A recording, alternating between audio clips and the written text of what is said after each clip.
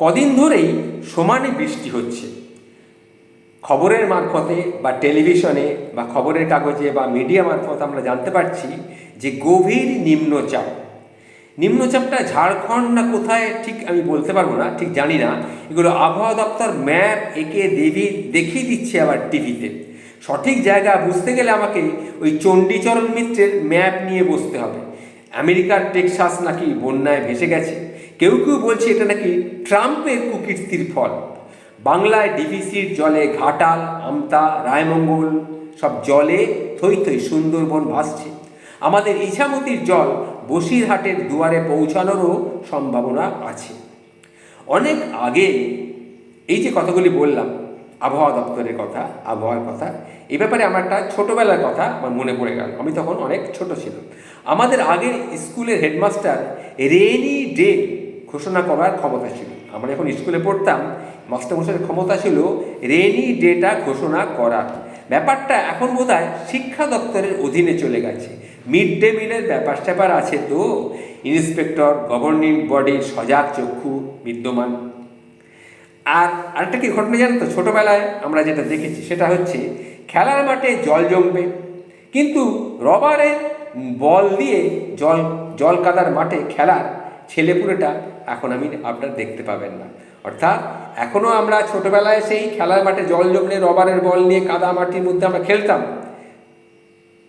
মানে কি, ফুটবল আর কি। কিন্তু এখন জল জমে, কিন্তু সেই রবারের বল কাদা মাটির মাঝে এখন আর খেলার কোনো ছেলেপুলে আপনি পাবেন না। জ্বর হবে, হাত পা ভাঙবে বলে মায়েরা সবাইকে বাক্সবন্দি করে রেখেছে। খেলা শেষে কাদা মেখে সেই ভূত এখন আর আমরা দেখতে পাই না। আচ্ছা, বলতে পারেন কোন কোন বাড়িতে আজ খিচুড়ি হবে? বলতে পারবেন? বৃষ্টি পড়ছে সকাল থেকে, কোন কোন বাড়িতে খিচুড়ি হবে, কিংবা কোন কোন বাড়িতে এই নিয়ে আলোচনা চলছে জানেন কি? শুনুন তাহলে। সর্ষে ইলিশ ভাজা কোন কোন বাড়িতে হবে? ইলিশের কথা শুনে গৃহকর্তার ভ্রু কুঞ্চিত হবে কোন কোন বাড়িতে? এই অবাস্তব প্রস্তাব অনেক সময় মাথায় আসে, কিন্তু আমরা ঠিক ভাবতে পারি না। আচ্ছা, কেন ভাবতে পারি না জানেন? ভাবতে পারি না এই জন্যেই, 10 বছরের বকেয়া ডিএ পেলে বাজার থেকে 1 কেজি ওজনের 2টি ডায়মন্ড হারবারের ইলিশ আমি কিনে আনতে পারি। বাংলাদেশের সঙ্গে তো এখন সম্পর্ক ভালো নয়, তাই পদ্মার ইলিশ আমরা ভুলে গেছি, ডায়মন্ড হারবারের ইলিশ সেটা আনতে পারি। কি করে না, যদি 10 বছরের বকেয়া ডিএ আমরা পাই। এটাই অনেকে বলছে। আমি তো রিটায়ার্ড পারসন, 70 আপ আমার বয়স, কিন্তু অনেকে এটা বলছে।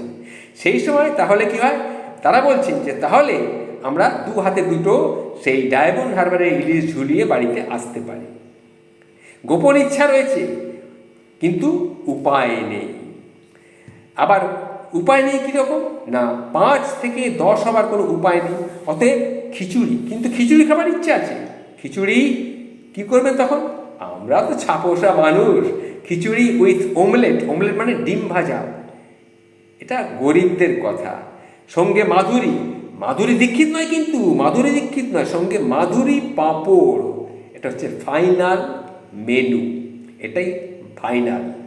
তবে স্টিলের থালার পরিবর্তে কলা পাতা বা শাল পাতা খিচুড়ি হলে একটা সুন্দর গন্ধ, সুস্বাদুও লাগবে, সুন্দর গন্ধ বেরোবে। আর সঙ্গে সঙ্গে হরি ঘোষের গব্য ঘৃত। সুতরাং এটা আমরা করতেই পারি। আর এই যে কথাগুলি বললাম, হরি ঘোষের গব্য ঘৃত, এটা থেকে আবার মনে পড়ে গেল, ভেজাল প্রমাণে 1000 টাকা পুরস্কার। সুতরাং হরি ঘোষের গব্য ঘৃত দিয়ে স্টিলের থালায় বা শালপাতায় বা কলা পাতায় একটা খিচুড়ি, তার সঙ্গে ডিম ভাজা আর মাধুরী পাঁপড়। শীত বৃষ্টির দিনে এর থেকে আর ভালো কি হবে বলুন? সুতরাং ইলিশ মাছ ভুলে যান। হবে ইলিশ মাছ হবে, তবে চিন্তা ভাবনায় সেটা রেখে দিন। যদি 9 মাস 6 মাসে জুটে যায়, ভাববেন আপনি খুব ভাগ্যবান। ভালো থাকবেন।